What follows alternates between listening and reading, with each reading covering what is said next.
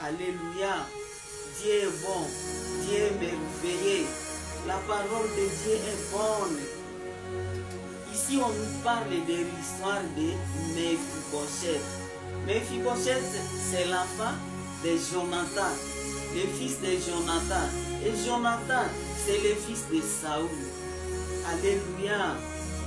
Lorsque David a écroulé les géants Goliath, lorsque David a fait succomber Goliath, les Israélites ont eu la paix. Le peuple de Dieu a eu la paix. Saoul était roi, mais Saoul ne faisait rien.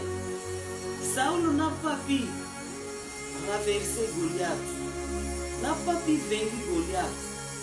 Il avait même peur. Son armée aussi avait peur. Les grands frères de David avaient peur de Goliath. Mais Goliath s'est approché avec la puissance de Dieu et il a renversé Goliath. Il a fait tomber Goliath. Maintenant, Saoul a eu la haine contre David. Saoul a eu la haine contre David jusqu'à ce qu'il cherchait David pour le tuer. Il cherchait David chaque jour. Il a eu la haine, la jalousie contre David, parce que même quand David a fait tomber Goliath, les femmes chantaient. Saoul a tué ses 1000 et David ses 10 000. Maintenant, Saoul a eu la haine. Il a cherché David pour le faire tuer, pour le faire périr, pour tuer David. Maintenant, son fils Jonathan était pour David. Alléluia. Jonathan était pour David. Jonathan vient devant David. Il demandait à David de fuir parce que encore mon père a comploté contre toi. Il faut fuir, il faut te cacher. Maintenant, David s'est caché. David s'est caché comme son fils, comme le fils de Saoul venait de dévoiler le secret de son père devant David. Et David s'est caché. Maintenant, comme David s'est caché, et Dieu combat pour nous, nos ennemis, Dieu a permis la mort de Saoul et de son fils Jonathan. Ils sont morts à la guerre. Alléluia. Maintenant, quand ils sont morts, David a eu la paix. Et comme David a eu la paix, comme son ennemi Saoul n'était plus, David a eu la paix. Et dans la paix que David a eu, David n'a pas oublié les bienfaits de Jonathan. Alléluia. Nous devons faire les bienfaits pour les autres. Nous devons faire des biens. Et quand nous faisons des biens, les bonnes œuvres ne périssent pas. Les bonnes œuvres sont là pour qu'ils soient écrits dans les livres des souvenirs. Et quand Dieu se souvient de tes bonnes œuvres, il va te donner la récompense. Même si tu n'es plus, même si tu es mort, il va donner la récompense à tes enfants. Chers parents, faisons du bien pour les autres, pour que nos enfants puissent avoir les récompenses après la mort de leurs parents. Alléluia. Jonathan était déjà mort. Mais David s'est souvenu de Jonathan, des bienfaits de Jonathan. Alors il a dit, qu'est-ce que je peux faire pour Jonathan? Jonathan n'est plus. Maintenant il a demandé, le roi David a dit, n'y a-t-il plus une personne de la maison de Jonathan pour que je puisse lui faire du bien? Alléluia. À cause de son papa. Parce que à cause de Jonathan, Saoul n'a pas pu tuer David. Alléluia. Maintenant, lorsque David a dit cela, on a dit, il y a Jiba, le serviteur de Jonathan, il est là. Il va nous dire, peut-être il y a une personne dans la famille de Jonathan. Maintenant, on a appelé Jiba. Quand Jiba est venu devant le roi, effectivement, il a dit, il y a un fils, Mephibosheth, le fils de Jonathan, mais il n'a pas de pied. Alléluia. Quand l'Éternel veut te bénir, quand l'Éternel veut te bénir, il aura quelqu'un qui va dire celui-là ne mérite pas. Il va penser à ton passé. Il va dire celui-là a fait comme ça, a fait ceci, a fait ceci. Il ne méritait pas. Mais le roi a dit, malgré son infirmité, appelle les fils de Jonathan. Je vais lui faire du bien. Alléluia. On a fait venir Méphibosheth dans la maison du roi. Et la Bible nous dit que Méphibosheth a commencé à manger sur la table du roi, malgré son infirmité, malgré qu'il n'avait pas de pieds, mais il a mangé sur la table du roi. Alléluia, à cause des bienfaits de son père. Toi, tu es parent, qu'est-ce que tu fais pour que tes enfants puissent être bénis à travers tes bienfaits? Beaucoup de parents ont fait des péchés. Nous avons vu l'histoire d'Abraham. Il a menti en Égypte. Il a menti devant Abimelech. Et puis aussi son fils. Isaac a utilisé le même mensonge que son père. Et toi, qu'est-ce que tu as fait? Quel est le bienfait que tu as fait pour qu'on puisse faire, pour qu'on puisse donner à partir de tes bienfaits, pour qu'on puisse bénir tes enfants, pour que tes enfants puissent être bénis. Beaucoup d'enfants sont sous la malédiction, ils souffrent, ils n'ont même pas les personnes qui les regardent parce que son père était méchant, parce que son père était dans la jalousie. Mais Méphibosheth a été béni à travers les bienfaits de son père Jonathan. Maintenant, le roi a dit, tu vas cultiver, je vais remettre à Méphibosheth les terres de son grand-père. Il a récupéré les terres de son grand-père. David a donné à Méphibosheth les terres de son grand-père à cause du bienfait de son papa, de son père Jonathan. David a dit à Tiba, tu vas cultiver pour Méphibosheth et tes fils cultiveront pour lui et tes serviteurs, tous ceux qui restent dans ta maison, cultiveront pour David. Et vous lui donnerez pour Méphibosheth et vous lui donnerez les récoltes de chaque année. Alléluia. C'est lui qui veut détruire ta vie. C'est lui qui veut bloquer ta bénédiction. Il travaillera pour toi. Tiba est dans ta vie.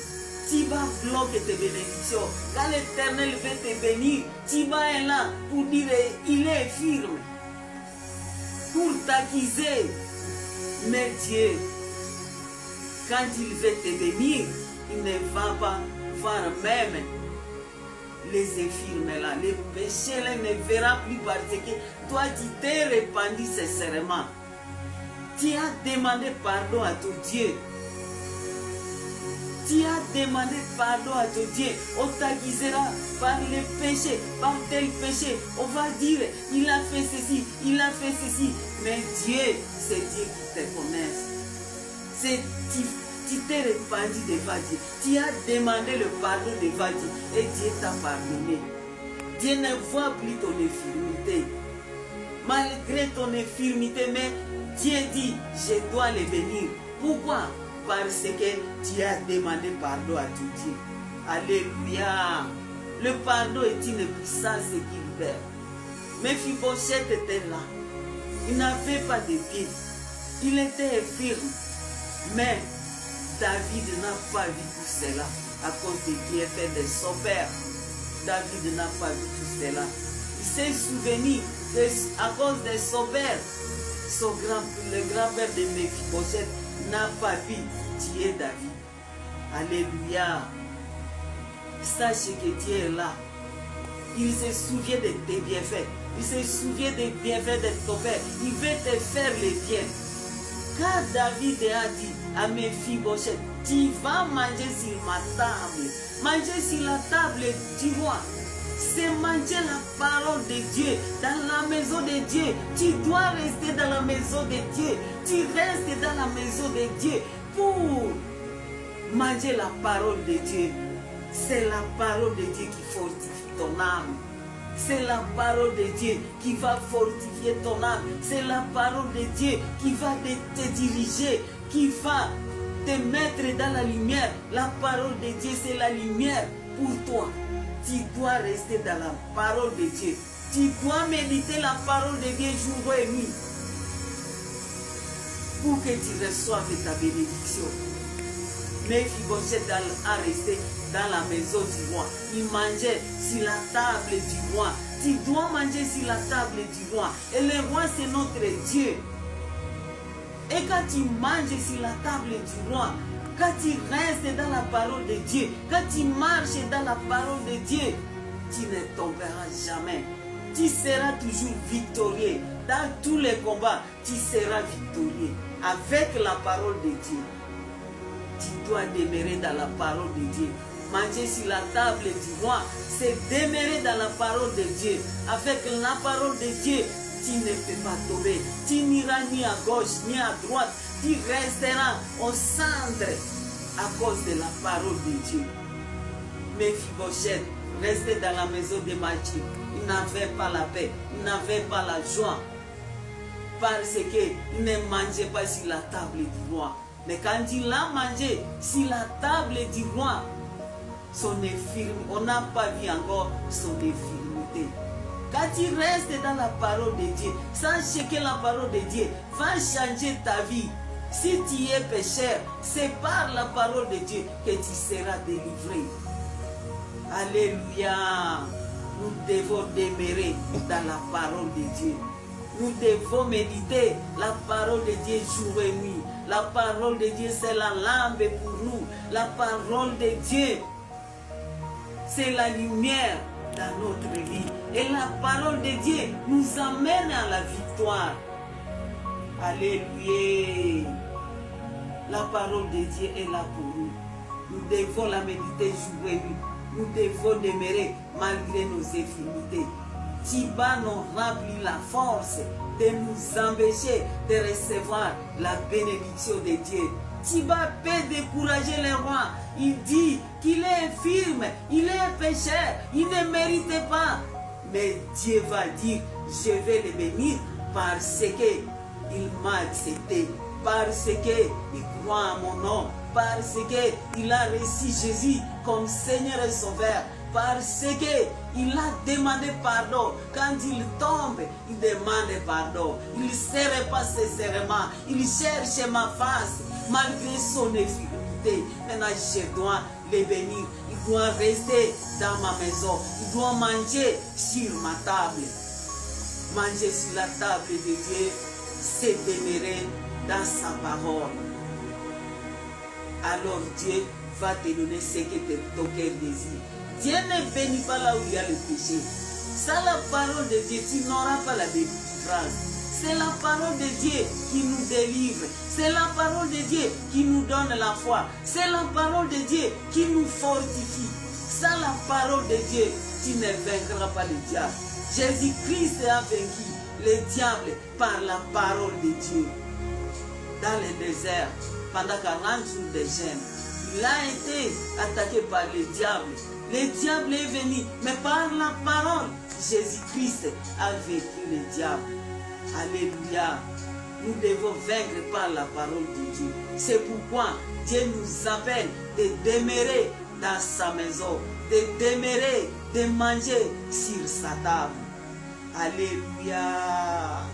Et c'est sur la table de Dieu, à manger sur sa table, que nous aurons la bénédiction. Nos ennemis, ceux qui ont voulu décourager Dieu pour nos bénédictions, il faut commencer à travailler pour nous. Comme Tiba, ses fils et ses serviteurs ont commencé à cultiver les champs pour les fils de Jonathan, Mephibosheth. Et ils donnaient la récolte de chaque année. Tu auras la récolte de chaque année. Tu auras des bénédictions quand tu restes dans la maison de l'Éternel. Alléluia. Que l'Éternel bénisse sa parole.